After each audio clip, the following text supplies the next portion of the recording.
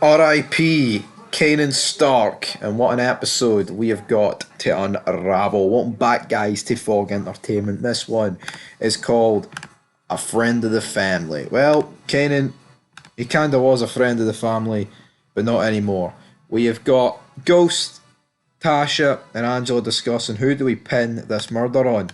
They come up with the Dre solution, so Ghost leaves, and then Tasha decides to put it on Kanan. And I'm thinking, you bitch, I just do not like Angela and Tasha. I mean, at least Tasha accepts she's a gangster, right? But like, Angela, alright, the last few episodes, she's like, I've been getting so dirty, Jamie. I want to be a good cop. Then how about you admit everything? If you want to be a good cop or stop doing bad shit, you can't have it both ways, Angela. You know? But the rest of the police, they're sniffing around Angela, and I think sooner rather than later it's going to come to an end. Dre is brought up to speed by his troops. Kanan was actually the one that killed Diego Jimenez. And then they're like, why the fuck didn't you kill Kanan? It's like, you didn't tell us, you tell us to kill Ghost, which is a very valid point, isn't it? Nonetheless. And Cristobal, very soon, is going to be getting a wee promotion, isn't he? So, yeah, Ghost and Tommy do a bit more meeting. Proctor and Sack sit down, discuss things with each other. Essentially, what they want Proctor to wear here is a wire in a conversation with James St. Patrick. How in the hell is that going to go down, troops? I'm not too sure. Throughout this episode, we've got Kanan showing Tyreek the ropes about drug dealing. He's like, you can never be caught with the money and the drugs in the same spot, or else that's you right. That's your rights out the window, big man. And as this episode went on, I just didn't think Kanan was going to die at the end of it. And sorry for the spoiler, but I mean, everyone watching this probably watched the show already. But like, part of me loved the death, but I just didn't want him to die. Especially the way he went out, like at the hands of Tyreek and Tasha. I felt like they'd done him dirty, man. To be perfectly honest, but it is what it is at the end of the day. But the club, Dre's loving life, Cristobal's loving life. We've got all this other crazy shit going on. Kanan then meets with Vincent, and Tyreek's there. And the reason why I brought Tyreek because he knows Italian. And he's like, he wants to know if you can trust him, but in the Italian voice. So, yeah, Kenny making a deal with Vincent here. Ghost and Tommy see Dre leave. Ghost and Tommy flip flop between what they actually want to do. Then Tash and Angela drop it on on Tyreek that, right, we want you to job out Kanan. And Tariq does not want anything to do with this because he's like the one guy in this show that legit cares about Kanan. I mean, I think Tommy does from a respect point of view, but that's probably about it. We also have dinner at Tommy's between him, Bonnie, Teresi, and Lakeisha. That goes alright. I mean, it's not filler like. I mean, it's introducing his family. I was going to say his girlfriend, but is Lakeisha's girlfriend, I guess, at this point. We're almost getting serious. Matt gets offered the job as well. Ghost ain't very happy, though, that Tasha has fucking done this and started to frame the big man, Kanan. Obviously, Ghost, because he wanted Dre to go down. And I'm sorry, right? I don't understand why they wouldn't. I mean, obviously, Tasha's got more of a problem with Kanan. Maybe she really fused that the real reason why Raina dies because he got involved with Tyreek Kanan, right? But even if they wanted to spin it in a way of, well, we thought Dre would rat, say, and they didn't bank on Kanan going AWOL at the end, so I'll touch on that a bit later. Lakeisha gets her court date brought up by some guy. It was like a really weird thing. Now she's gonna have to testify. Tommy's like, it's alright, man. It is okay. Ghost and Tariq have a scene, but nothing really serious go down. Kanan and Tommy share another scene. And Kenan's like, it's alright, I'll go. And Tommy's like, you gotta stop ordering people to leave the room, Ghost. Absolutely. It's like his entire gimmick these days, but now Kanan's got the weight, he's got the money, he's loving life. Ghost gets an update for Tate, not much happening here. Kanan helps Tyreek get his money back after some kid didn't pay him enough. So, yeah, there's that. There is that. Oh, oh, oh, oh, oh, oh, oh. And And then we've got Tasha lying a bit more to Lakesha, like, oh, yo, this didn't happen. You're filming a different guy. And she's like, I didn't want to lie like this. I didn't want to lie like this. It's one thing telling them that somebody was in the apartment, but flat out lying to the cops.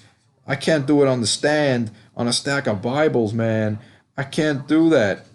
I can't do that. Dre and Ghost meet up. They're like, I guess we're both not men of our word. You didn't kill Jimenez, it was Kanan, and you didn't even drop Peter. So what the hell are we doing here? It's like, we'll get that done, don't worry.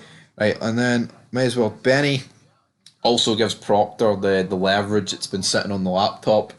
Why is this Benny guy got it? Last time we seen it, Proctor put it in like not a safe, but one of those like public locker things. So, what's going on here? And then Kanan gets pulled over by the cops. The gun that killed Ray Ray's there, of course. It's Tasha's gun. The police are asking Tyreek, do you know this man? He's like, doesn't really answer it. And like, are you threatened by this man? And then they're like, right, step out of the car. And Kanan quickly realizes the holy fuck we've been set up. It's finally when they ask Tyreek, has this man got you against your will? He's like, yes. At this point, Kanan's like, put the cuffs on me, Luce. It's been a minute since I've had cuffs on me. And then Kanan goes absolute ape shit. He drops 4 NYPD officers. This is such a badass scene. Also, while this is going on, you've got Ghost saying, like, confronting Tasha about this. He's like, you do realise that Tyreek's with Kanan? And Tasha's like, yeah, I know, but they're just going to arrest Kanan. He's like, you really think Kanan's going to go down that easily? And then as soon as that happens, Kanan drops 2 police officers. The woman police officer shoots back at him. Kanan gets hit, like, I believe twice in the arm. But he manages to headshot her, akimbo style. Then her partner whips out a gun, shoots Kanan in the stomach. Kanan then whips out his guns again, shoots him, kills him. He shares like one final look at Tariq. It was like a look of betrayal. He gets in the police car, and then he starts coughing up blood. Obviously, he's been shot that many times, especially in the stomach region. Like once you get hit there, it's kind of good night. And then he passes out and dies. And then we get the ending montage.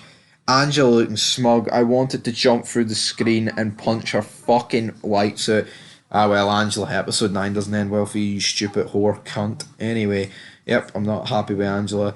Tyreek crying, and you know what?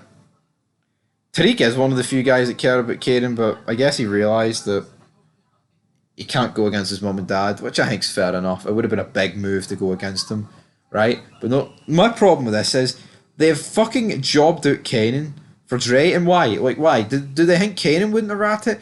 Are they completely banking on Kanan to going on a rampage, I guess? But this is bullshit, because Tasha explained the Ghost that no, Kanan will just go back to jail. And let's be real, right? Let's say Kanan got arrested here, didn't fight back. Kanan would have been absolutely within his rights to rat on them. Absolutely.